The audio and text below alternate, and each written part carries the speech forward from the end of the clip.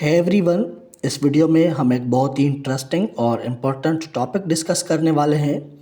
एक ऐसा राइटर्स का ग्रुप जिन्होंने इंग्लिश ड्रामा को कम्प्लीटली ट्रांसफॉर्म कर दिया। इस ग्रुप का नाम है यूनिवर्सिटी विट्स।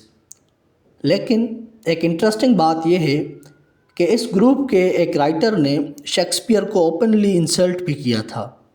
आखिर वो कौन था और क्यों उसने शेक्सपियर को एक अपस्टार्ट क्राउ कहा, तो ये सब इस वीडियो में डिस्कस करेंगे। Let's move to the topic और इसकी डेफिनेशन समझते हैं। So who were university wits और इनको यूनिवर्सिटी विट्स क्यों कहा जाता है। Basically university wits late 16th century के प्लेराइट्स और राइटर्स का एक ऐसा ग्रुप था जिन्होंने अपनी education Oxford and Cambridge university से कंप्लीट की थी। एक इंटरेस्टिंग बात यह है कि ये राइटर्स खुद अपने आप को यूनिवर्सिटी विट्स नहीं कहते थे। मतलब 16th सेंचुरी में इनका ये नाम नहीं था, बल्कि ये लेबल इनको बाद में दिया गया। तो ये नाम इनको किसने दिया? जॉर्ज सैंड्सबरी बेसिकली एक फेमस ऑथर और जर्नलिस्ट थे जिन्होंने 19th सेंचुरी में ये नेम कॉइन किया। इन राइटर्स की एक्टिविटी अप्रॉक्सीमेटली 1585 से 1600 तक रही, यानी ये एलिजाबेथन एज का सबसे एक्साइटिंग लिटरेरी एरा था जब इंग्लिश ड्रामा अपने पीक पर था। अब बात करते हैं इस ग्रुप के मेंबर्स की, तो इन्हें हम दो कैटेगरीज में डिवाइड कर सकते हैं। एक वो ग्रुप जिसकी एजुकेशन कैम्ब्रिज यूनिवर्सिटी की थी और उसके पहले मेंबर थे क्रिस्टोफर मार्लो। इस ग्रुप का सबसे बड़ा नाम है ये। इनको इस ग्रुप का लीडर कहना बिल्कुल सही होगा।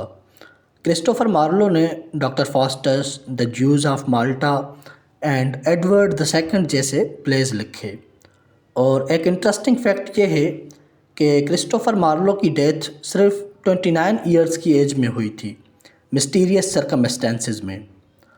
सेकंड मेंबर हैं रॉबर्ट ग्रीने, जिन्होंने अपना 12 ईयर्स का राइटिंग करियर पैम्फलेट्स और प्लेस पब्लिश करने में गुजारा।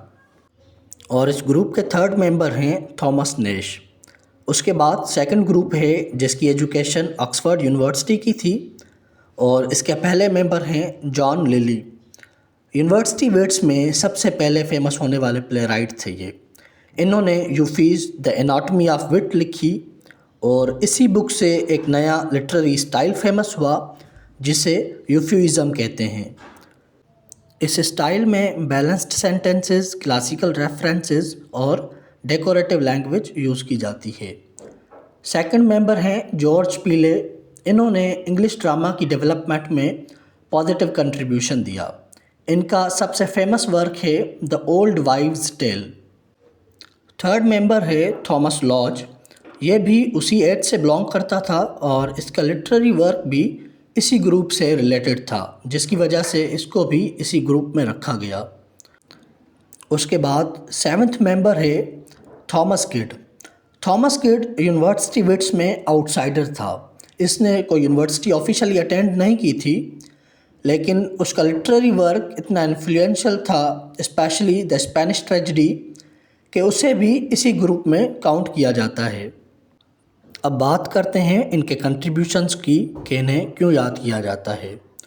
तो सबसे पहले इन्होंने इंग्लिश ड्रामा को ट्रांसफॉर्म किया।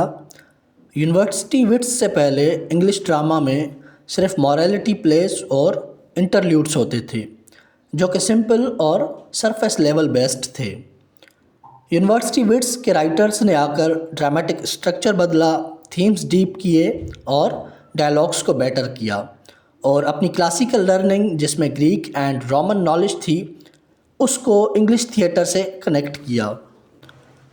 इस ग्रुप में क्रिस्टोफर मार्लो का सेकंड मेजर कंट्रीब्यूशन था ब्लैंक वर्स को प्लेज में यूज़ करना। ब्लैंक वर्स अनराइम्ड आयाम्बिक पेंटामीटर है और इस पावरफुल स्टाइल को मार्लोज माइटी लाइन्स भी कहा जाता है। यह स्टाइल इतना पावरफुल था कि नेक्स्ट 50 ईयर्स तक इंग्लिश थिएटर की आइडेंटिटी बन गया। इनका थर्ड मेजर कंट्रीब्यूशन था शेक्सपियर के लिए रास्ता बनाना। इनको प्री शेक्सपियर ड्रामेटिस्ट भी कहते हैं क्योंकि ये ग्रुप शेक्सपियर से पहले आया था और उसे एक सॉलिड लिटरेरी फाउंडेशन दी। हम कह सकते हैं कि यूनिवर्सिटी विट्स ने वो ग्राउंड प्रिपेयर किया जिसकी बेस पर शेक्सपियर ने सारे लिटरेरी वर्क लिखे। इंटरेस्टिंग फैक्ट ये है कि क्रिस्टोफर मार्लो और शेक्सपियर दोनों सेम ईयर में पैदा हुए थे, यानी 1564 में, और बाद में शेक्सपियर क्रिस्टोफर मार्लो की यही माइटी लाइन्स को यूज़ करके फेमस हुए। और क्रिस्टोफर मार्लो के प्ले एडवर्ड द सेकंड का डायरेक्ट इन्फ्लुएंस हम शेक्सपियर के प्ले रिचर्ड द सेकंड में क्लियरली देख सकते हैं। Now let's move to that interesting fact जो वीडियो के स्टार्ट में मेंशन किया था। रॉबर्ट ग्रीने ने अपने famous pamphlet Greene's groats worth of wit में शेक्सपियर को एक अपस्टार्ट क्राउ कहा था। ग्रीने का मानना था कि शेक्सपियर इतना एजुकेटेड नहीं है और वो यूनिवर्सिटी विट्स के राइटिंग स्टाइल को कॉपी करके, उनके फीदर्स को कॉपी करके अपनी राइटिंग को इफ़ेक्टिव बनाकर पॉपुलर हो रहा है। लेकिन कुछ टाइम बाद यूनिवर्सिटी विट्स का डिक्लाइन होना शुरू हुआ क्योंकि इनमें से मोस्ट ऑफ द राइटर्स की कम एज में ही डेथ हो गई थी। Now let's conclude the topic. तो simply university wits late 16th century के प्ले राइट्स और राइटर्स का ग्रुप था जिसको जॉर्ज सेंट्सबरी ने 19th सेंचुरी में यूनिवर्सिटी विट्स का नाम दिया।